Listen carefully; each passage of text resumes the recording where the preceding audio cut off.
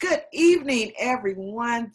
I am Dr. Sharon, educator, author, entrepreneur, and speaker, and this is Leadership Matters with Dr. Sharon. I'm so excited tonight that I have my wonderful colleague, Miss Lorraine Cruz. She is an administrator. She is a consultant. She is a NAESP mentor. She is a coach. She is I said a consultant, but she is the CEO of Learning with Lorraine. And I am so excited to welcome Miss Lorraine Cruz. Lorraine, welcome. Thank you. Welcome. It's good seeing you. Absolutely. Thank you so much for joining us. I gave just a little bit about who you are, but I want to give you the opportunity to share who you are and share a little bit about what it is that you do. Holy cow. We don't have all night. Well, I've been an educator for 31 years. I've been a teacher, a special needs, one-on-one aide, principal in 3 different cities across 2 states. More recently, I've been a coach, supporting aspiring year 1 and struggling principals and assistant principals and teachers. And presently, I'm writing curriculum and supporting leadership in an alternative network of alternative high schools. Oh, wow. It sounds like you are extremely busy. Well, absolutely. And so this is Leadership Matters. And I like to start out by asking your opinion on why you feel leadership matters. Wow. Well, I have a bit of a sad story to talk about today, because in the last 2 days, we've actually had some of our students, there have been a couple of shootings in 2 of our school neighborhoods, and we did have a fatality. And the biggest component is, how do the leadership there, right, support their staff, the teachers, the students, and the grieving that's happening, and how do you bring the resources and supports into a school? So the leadership, it's the captain of the ship. You have to take hold of the wheel and make sure that you're navigating in the right direction for your students. So it's that involvement with community. So as a leader, one of the biggest things, for example, that I thought I was going to struggle with, I said, oh my gosh, what am I going to do about bringing in community when I was a novice principal? And surprisingly enough, my strongest suit was bringing in community, from local politicians, national politicians, to bringing in the businesses and all the community stakeholders to support the school. So it's really important. The leadership, has to have vision. You're absolutely correct. And you actually do a lot of work around dual language, right? Yeah. Okay. So I'm bilingual. Yeah, talk to us a little bit about your work around dual language. So my first language is Spanish. People are always surprised when they hear that. My first language is Spanish, and I grew up in a household where the Spanish was maintained, my native language. So when I started kindergarten, I was fully bilingual and biliterate, and reading and writing both languages at about a 2nd or 3rd grade level. So the teachers didn't know what to do with me, and my mom was like, oh my gosh, what are they going to do with you? But it was interesting to grow up in the public school system here, and 40-something odd years later, see such little that has changed in terms of supporting English language learners. But there's a big movement around dual language. And so after having been a teacher for bilingual students, bilingual education, which is different than dual language, I became a dual language teacher. And so the big difference is that bilingual education is designed around teaching non-English speakers English, usually at the sacrifice of their native language, right? Whether it's Spanish, Urdu, whatever the language is. Where dual language supports both groups of students, the English speakers as well as the non-English speakers, or the ELs, English learners, to learn both languages simultaneously. So that by the time they're done in school, they are bilingual and biliterate, all children. And so for me, having taught in that environment, it was really exciting. And so it's something that I have continued to nurture. So my own son is a product of that environment. So he's bilingual and bicultural and biliterate. He's the only bilingual grandchild my mother has of all her grandchildren. And I'm currently supporting schools that are developing the dual language programs here in Chicago at some levels. Wow. And so I know that you're in Chicago Public Schools, well, in Chicago now, but you've also been to another state. What state was that? So I was in Minnesota. So my claim to fame is that I was principal at Prince's Old High School, which is now an elementary. But yeah, so that's my claim to fame, Purple Rain.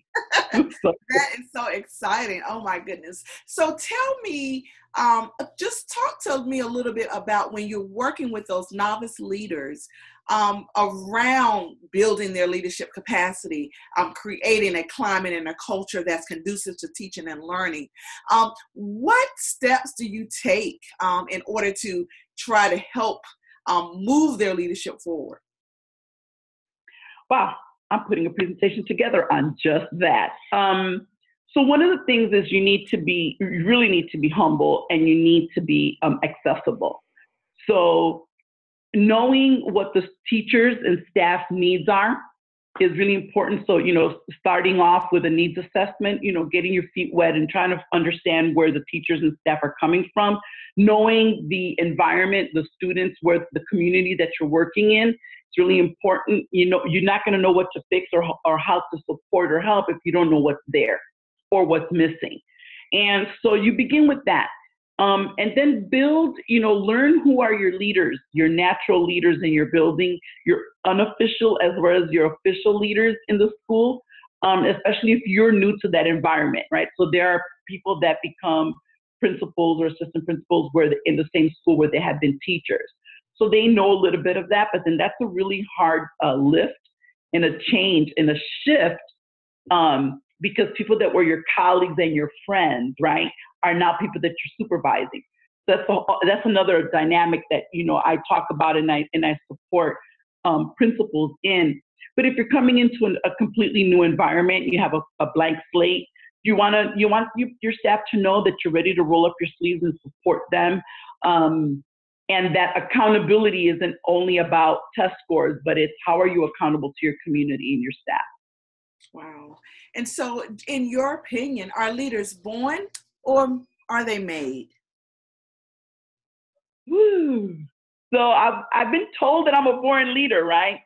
But I think a leader can be made if you're willing to do the work, if you can be humble and really take in what is needed to be done. I think a leader can be made. I totally agree with you as well. Now, talk to me a little bit about your NEASP certification. Woo. So really, I was really excited to really get that. I'm a lifelong learner, so I'm always trying to find something to do. And having been a principal in 3 different districts across 2 states, I said, okay, so I got this principal thing kind of down, right? What's the next thing? And so I really wanted to support. There's more than enough work to go around.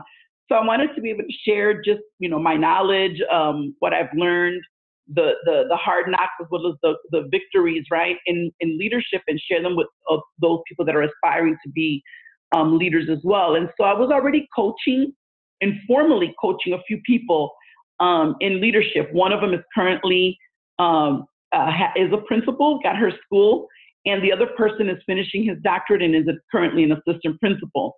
And so once I had the opportunity to get this certification, right, with NACE, I actually had the opportunity to come back to Chicago and through the university where I did my master's, become a leadership coach for their doctoral program, preparing principals. So it's been really exciting. It's a great certification. And I've kept it active, and it really has propelled my learning and my opportunities to another level. That's awesome. And so Learning with Lorraine Incorporated. So tell us, when did you start it? Why did you start it? And tell us who you service. So learning with Lorraine. So after my second principalship, which was still in Illinois, my son became a freshman in high school. I'm a single mom. And I was working an hour and a half away from where he was at.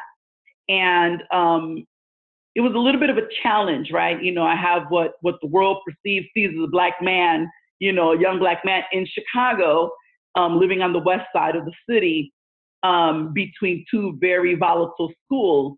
And I wanted to be closer. So when I finished my second principalship, I decided to do some formalized consulting work, which I had really been doing informally.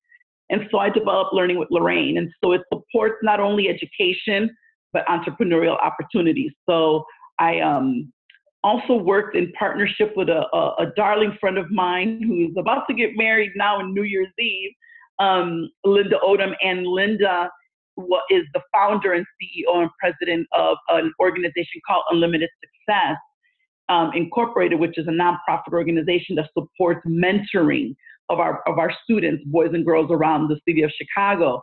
And so we immediately partnered and brought our two companies together, and have really been servicing the communities that way. Children, you know, in the high risk areas. I never call the students high risk. It's something that actually bothers me. Is people always say these high risk students. The term high risk was designed to label the community, not the people. And so I service high risk communities where our children really are lacking a lot of resources and services.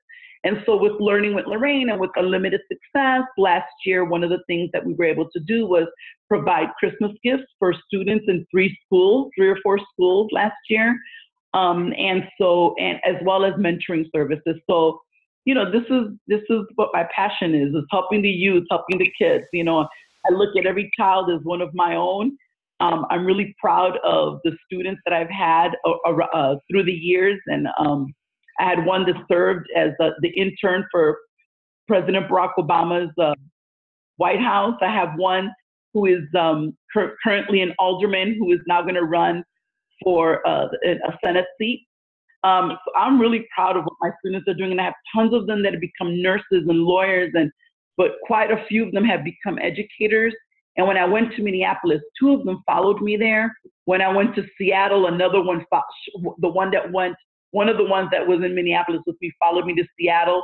She is an amazing dual language instructor doing phenomenal things in the state of Washington.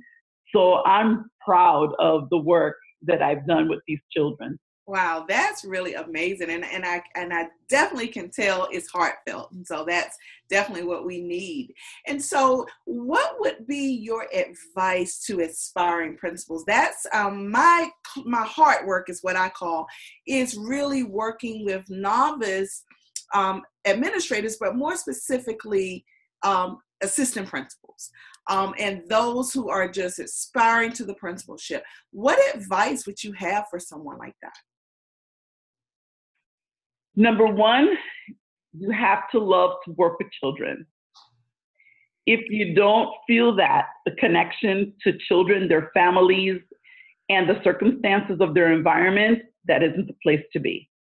But if you have the heart to help the youth, and you can look in their eyes and you see that potential and that ability and what they can be, and you're ready for that hard work, because it is hard work, and every day getting more and more challenging, it's worth it. It's rewarding. I've never worked a day in my life because I do the work that is my passion. And it excites me. Every day is a different day. Every day I look forward to it. That's why today I was heartbroken at what happened at the loss of some students yesterday and another shooting today. And so, you know, you have to have the heart for it, and you also have to be able to put on some armor and protect yourself. But be able to do the work and support those families. Wow, I love it. Oh my goodness. So where can individuals follow you on your professional social media sites? Oh my gosh, I have a few. So I do have a Twitter with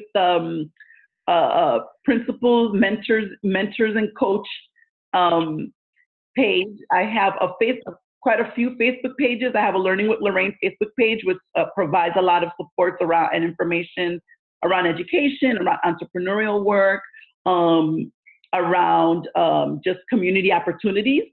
I also have a Learning in Lorraine Schoolhouse, which is a page for teachers, where I provide articles and resources for teachers to use, regardless of grade or whatever content they're teaching.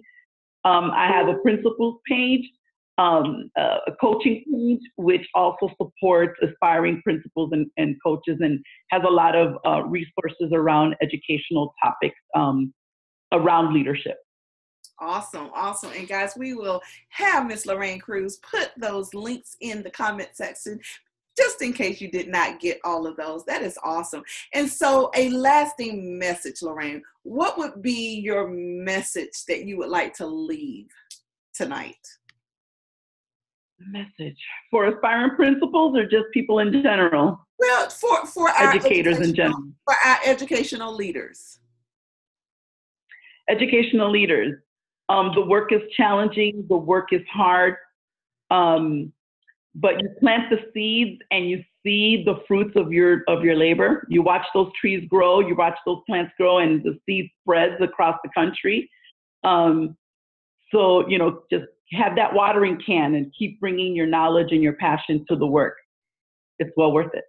I love it. I so appreciate you coming on tonight for Leadership Matters. You definitely have the leadership at heart, working with these aspiring and novice leaders. I thank you. I really do. And I can't wait to come to Chicago and see you. Come on, come and visit. I have quite a lot to show you. Yes, I can't wait. Thank you so much. And guys, those of you who have joined us live and those of you who will catch the replay, I thank you so much for joining another episode of Leadership Matters with Dr. Sharon. Please join us right here on I Am Dr. Sharon Facebook page, 8:00 p.m. That's Eastern Standard Time, where another fabulous leader will tell you exactly why leadership matters. Thank you and have a wonderful night.